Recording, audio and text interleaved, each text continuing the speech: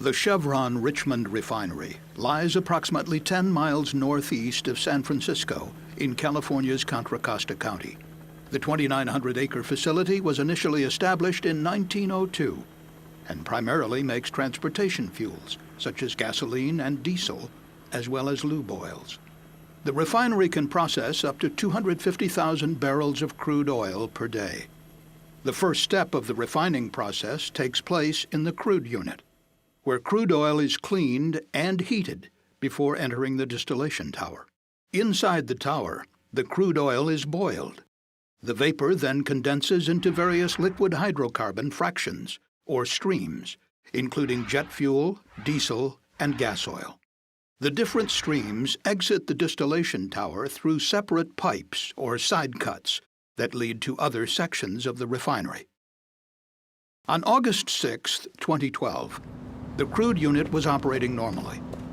Around 3:50 that afternoon, an operator was performing a routine check when he noticed a small puddle on the ground near the distillation tower. The liquid appeared to be dripping from an 8-inch insulated pipe 14 feet overhead. The leaking pipe was a section of the tower's number 4 side cut line, which operated at a temperature of 640 degrees Fahrenheit and contained light gas oil, a combustible liquid similar to diesel fuel. Chevron inspectors knew that over the years, the walls of the number 4 side cut had thinned due to corrosion, but they did not realize how close this particular segment was to failure.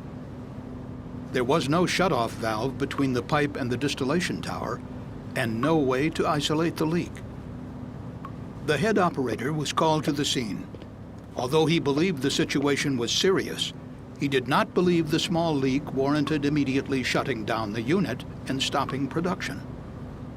Following Chevron's standard practice for responding to hazardous leaks, refinery firefighters were sent to the scene.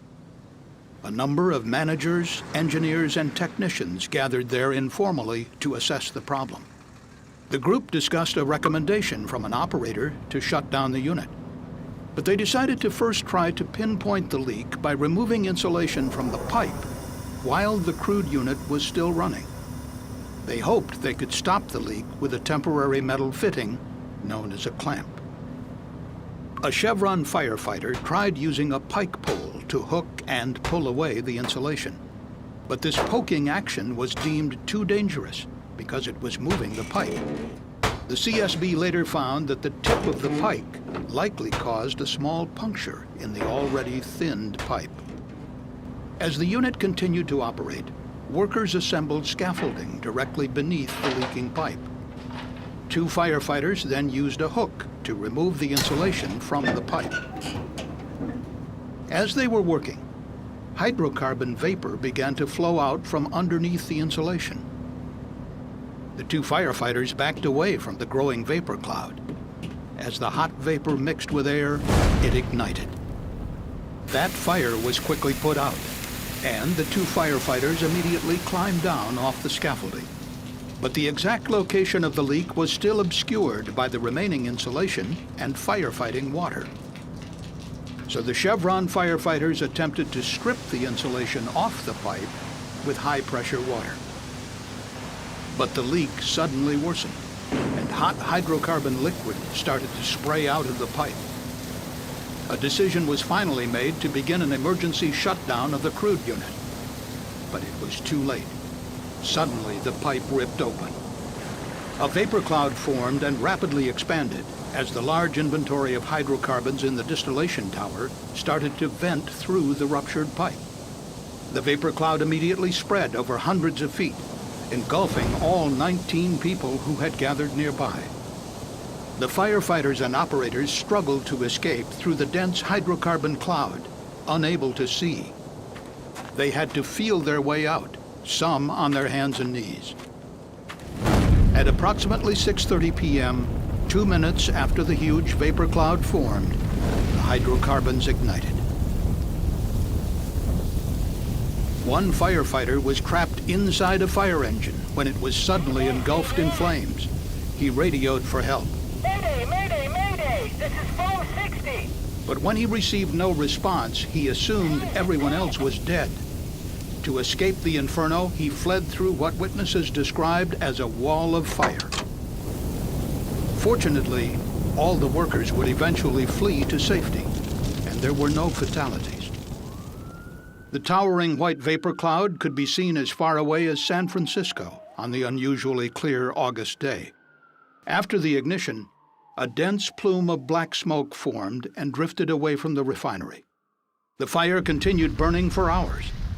Over the succeeding days, more than 15,000 people sought medical treatment at nearby hospitals for breathing problems and other symptoms. During its investigation, the CSB determined that the carbon steel pipe installed in 1976 had thinned to the point of failure from an effect known as sulfidation corrosion. Carbon steel piping is particularly susceptible to this type of corrosion, which occurs over time when the steel is exposed to sulfur-containing hydrocarbons at high temperatures. Steel piping that happens to be low in the element silicon corrodes especially quickly. The CSB learned that sulfidation corrosion had caused a major failure at Chevron's refinery in Salt Lake City, Utah, in 2002. Chevron then performed an enhanced inspection of the No. 4 side-cut pipe at the Richmond refinery. It revealed accelerated thinning in the piping section that would ultimately fail in 2012. Replacement was recommended, but this did not occur, and the section of piping was never inspected again. In 2009, Chevron experts recommended that every segment of high-risk carbon steel piping be inspected for corrosion. However, this was not done. During a maintenance turnaround of the crude unit in 2011, Chevron inspectors examined some, but not all, locations along the No. 4 side cut and found significant thinning. Some sections were replaced, but managers decided that the line was thick enough to stay in service and that an overall replacement could wait up to 5 more years. According to CSB investigators, a key lesson is that each and every segment of the piping should have been inspected. Most importantly, the pipe should have been replaced much earlier with an inherently safer corrosion-resistant alloy. The CSB also concluded that had the crude unit been shut down when the leak was first noticed, the massive fire likely would not have occurred. The 19 workers would never have been endangered, and the community would have been protected. For more information on the CSB Chevron investigation, please visit csb.gov. Ground monitor, we're going to supply from this hydrant. We got to supply that ground monitor with our 5-inch. Oh, okay. I see it. So you may want to add back in. We're going to back in.